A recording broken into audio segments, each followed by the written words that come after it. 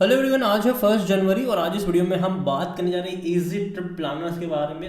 15 रुपए के आसपास ट्रेड कर रहा है, 1% का फॉल है, वो भी तब जब बाजार अच्छे मूड में है। आज अच्छी रिकवरी बाजार में देखने को मिली है। इवन कल भी बाजार में अच्छी रिकवरी थी, लेकिन यहाँ पर मेजर फॉल देखने को मिले हैं और उसकी बड़ी बड़ी वजह निकल कर आ रही है। कल भी मैंने इस वीडियो के बारे में इस कंपनी के बारे में बात करी थी, आज भी बात करेंगे उसके बारे में, क्योंकि आज एक नया डेवलपमेंट निकल कर आया है। तो देखिए, वीडियो को शुरू करो उससे पहले अगर आपने अभी तक चैनल को सब्सक्राइब नहीं किया है तो प्लीज़ अभी इसे सब्सक्राइब कर लीजिए, क्योंकि आगे भी बहुत सारे वीडियोस हैं जो आपको काफ़ी ज़्यादा हेल्प करेंगे। तो 15 रुपये का शेयर, 9% का फॉल। हालांकि जो फॉल आया वो पिछले 2 दिनों में ही आया है। इससे पहले भी जब भी तेज़ी भी आती है तो गिरावट साथ में लेकर ही आया है ये शेयर। एक साल में देखो तो लगातार गिरा है, कोशिश भी अगर करी है तो गिरा है। और उसकी सबसे बड़ी जो वजह है गिरावट की, वो है इस कंपनी के प्रमोटर जो लगातार भैया बिकवाली पे बिकवाली कर रहे हैं। एक मेजर फॉल हमें तब देखने को मिला था जब प्रमोटर ने एक ही झटके में, एक ही दिन में 14% का स्टेक बेच दिया था। मेजर फॉल आया, उससे रिकवर ही ये नहीं कर पाया था कि वापस से कल यहाँ पर फॉल तब आया जब प्रमोटर ने दोबारा से यहाँ पर एक बड़ी बिकवाली करी। और उसके साथ साथ अब खबर ये भी आ रही है कि जो सीईओ है निशांत पिट्टी, जो प्रमोटर है भाई साहब कंपनी के, वो रिजाइन कर चुके हैं पर्सनल रीजन बताकर। और जो उनके भाई है सीएफओ, वो उनके रिप्लेसमेंट के तौर पर आए हैं यहाँ पर। तो ये बड़ी बात है यहाँ पर, ठीक है, बड़ी बात है ये। यहाँ पर अगर आप देखोगे तो एजमा ट्रिप से निशांत पिट्टी, जिसने 14% का स्टेक अभी कुछ महीने पहले ही बेचा था यहाँ पर, और खबरें थी कि इनका बाकी का भी जो 14% का स्टेक है वो ये बेच देंगे। और थोड़ी बहुत खबर सही भी हुई है, हालांकि 14% नहीं बेचा है दोबारा से, लेकिन उन्होंने रिजाइन जरूर करा है कंपनी में। इमीडिएट इफेक्ट, फॉरन यहाँ पर रिजाइन कर चुके हैं ये। यहाँ पर देखो तो earlier this week Moneycontrol ने ये रिपोर्ट कहा था कि जो निशान पिट्टी है was looking to sell entire stake in the company. तो अभी हाल फिलहाल में अगर आप देखोगे तो रुपीस इनका 78.32 करोड़ वर्थ ऑफ स्टॉक इन्होंने बेचा है और ऑफलोड करा है 4.99 करोड़ शेयर्स। कुल मिलाकर 1.41% का स्टेक इन्होंने बेचा है।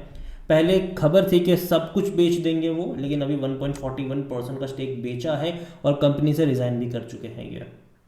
और जाहिर सी बात है कि देखो, कंपनी के सीईओ का रिजाइन करना पर्सनल रीजन बताकर ये अच्छा साइन नहीं होता, और खास करके तब जब वो लगातार साथ में अपने शेयर्स भी बेच रहे हो। इसी साल सितंबर में इन्होंने ऑलरेडी बड़ी बिकवाली करी हुई थी, यहाँ पर 14% बेचा था। पिछले साल भी इन्होंने जून में बड़ी बिकवाली, ऑलमोस्ट 7% का स्टेक बेच दिया था। अभी 14%, 21% का स्टेक ये ऑलरेडी पिछले एक साल में बेच चुके हैं। एक मतलब 15 महीनों के अंदर ये बेच चुके हैं ये। अब दोबारा और क्वांटिटी बेच रहे हैं ये।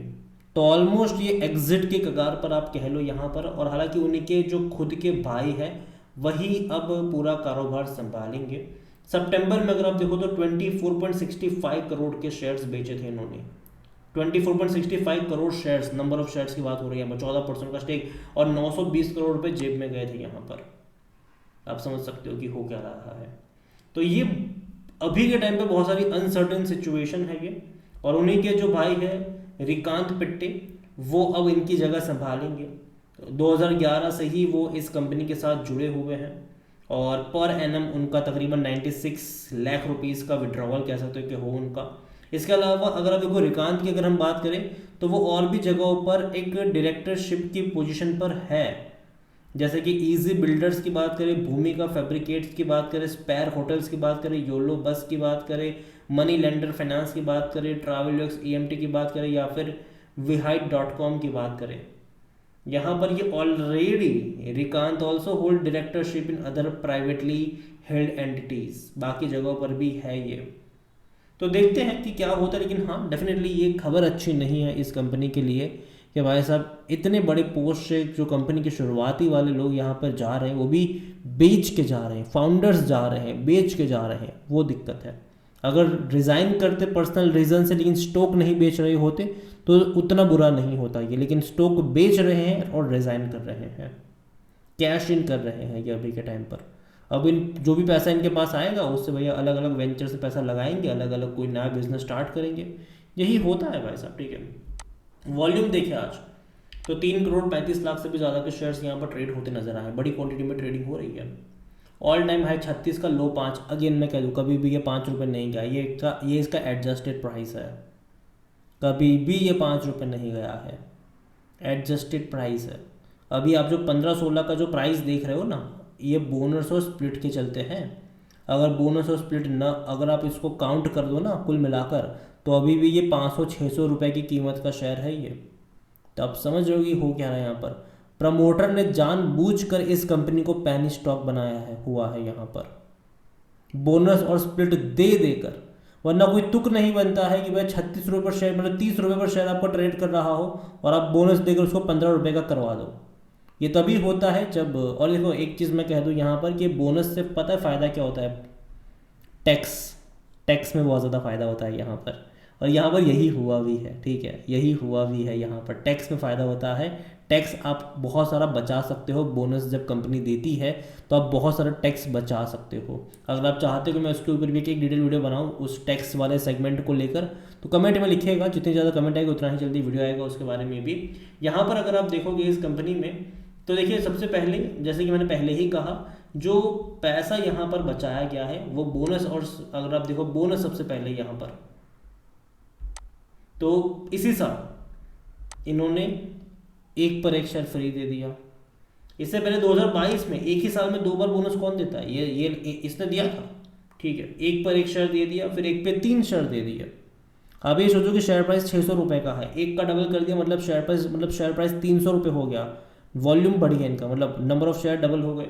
फिर 1 पे 3 शेयर दे दिए, तो जो 300 रुपये का प्राइस था वो कहाँ पर आ गया, वो 75-80 पे आ गया, समझ रहे हो।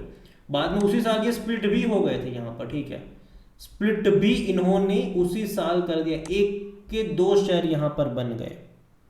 तो जो 75 रुपये 80 रुपये का शेयर था वो डायरेक्टली हो गया 25-30 रुपये का। और अब वापस क्या हुआ, फिर से बोनस दे दिया यहाँ पर, तो जो 25-30 रुपये का शेयर था वो 12-15 रुपये का हो गया। 600 रुपये से हम काउंट कर रहे हैं, ठीक है, तो देखा जाए तो ये उससे भी महंगा है अभी के टाइम पर। तो पूरा खेल इन्होंने यही खेला है, बोनस और स्प्लिट का गेम खेला है, और उसके साथ साथ ये बेचते भी रहे हैं अपने शेयर्स। 2023 में भी इन्होंने शेयर्स बेचे थे बोनस देने के बाद, स्प्लिट होने के बाद। 2024 में भी ये बेच रहे हैं बोनस देने के बाद, तो समझ सकते हो आप। और जहां तक बात करें वैल्यूएशन की, तो ये महंगा इसीलिए है क्योंकि देखो इसकी पेनी स्टॉक है नहीं, बनाया गया है इसको पेनी स्टॉक। 63 का पी रेशियो है, सेक्टर पी 38 का है। फाइनेंशियल्स अगर आप देखोगे इस कंपनी के, तो अगर आप इसको 15 रुपये की कीमत से देखोगे तो आपको बहुत अच्छे लगेंगे यार। 150 करोड़ का रेवेन्यू है, 25-26 करोड़ का प्रॉफिट कर रहे हैं, ये पेनी स्टॉक प्रॉफिट कर रहा है। लेकिन अगर आप इसको 500-600 रुपये की कीमत का शेयर देखोगे तब आपको नंबर से इसके खराब लगेंगे, यार इतना ही प्रॉफिट कर रहा है ये। तो ये यहाँ पर गेम हुआ है। और जहाँ तक इनके शेयर होल्डिंग के बारे में देखें, तो जो प्रमोटर की होल्डिंग है 50.38 है, लेकिन प्रमोटर ने बेचा है। पहले भी देखो 64.30% था, बेच के 50 पर आए हैं। अभी ये और क्वांटिटी कम हो गई है, 50% से भी कम हो गई है, और हो सकता है कि आगे और भी बिकवाली ये कर सकते हैं, क्योंकि अब रिज़ाइन कर चुके हैं, तो कभी भी मतलब ये बेच सकते हैं, और क्वांटिटी भी बेच सकते हैं कभी भी ये। और देखो मुझे दिक्कत नहीं होती कि अगर चलो प्रमोटर बेच रहा हो, लेकिन अगर इंस्टीट्यूशन खरीद रहे होते तो कोई दिक्कत नहीं थी। लेकिन प्रॉब्लम यही है कि प्रमोटर बेच रहा है, लेकिन खरीदारी सिर्फ और सिर्फ रिटेल इन्वेस्टर कर रहा है। यहाँ पर इंस्टीट्यूशन में कोई नहीं खरीद रहा, चाहे म्यूचुअल फंड हो, चाहे FIs हो, चाहे वो डोमेस्टिक फंड हो, कोई नहीं खरीद रहा। रिटेल इन्वेस्टर ही यहाँ पर ज़्यादातर क्वांटिटी खरीद रहे हैं यहाँ पर, और ये दिक्कत है। तो देखिए मैं इतना ही कहूँगी, बहुत सारे चेंजेस इस कंपनी में अभी देखने को मिल रहे हैं। खबरों के ऊपर बहुत कुछ चल रहा है, अच्छे बाजार में भी परफॉर्मेंस नहीं है, तो बुरे बाजार में तो क्या ही बात करें। तो दूर बैठो, तमाशा देखो, कंपटीशन भी बहुत ज़्यादा है यहाँ पर, और जब तक चीज़ें सॉर्ट आउट नहीं हो जाती, जब तक थोड़ी बहुत स्टेबिलिटी यहाँ पर नहीं आती, मत ही पड़ना, ठीक है। अगेन ये मेरा पर्सनल ओपिनियन है, कोई भी इन्वेस्टमेंट एडवाइस नहीं। वीडियो को यहीं पे एंड करता हूँ। पसंद आया हो तो लाइक कर, शेयर कर, चैनल पर अगर पहली बार है तो प्लीज़ सब्सक्राइब करें। और इजी ट्रेड प्लानर्स के बारे में आप क्या सोचते हैं वो भी आप मुझे कमेंट में लिख के बता सकते हैं। Thank you.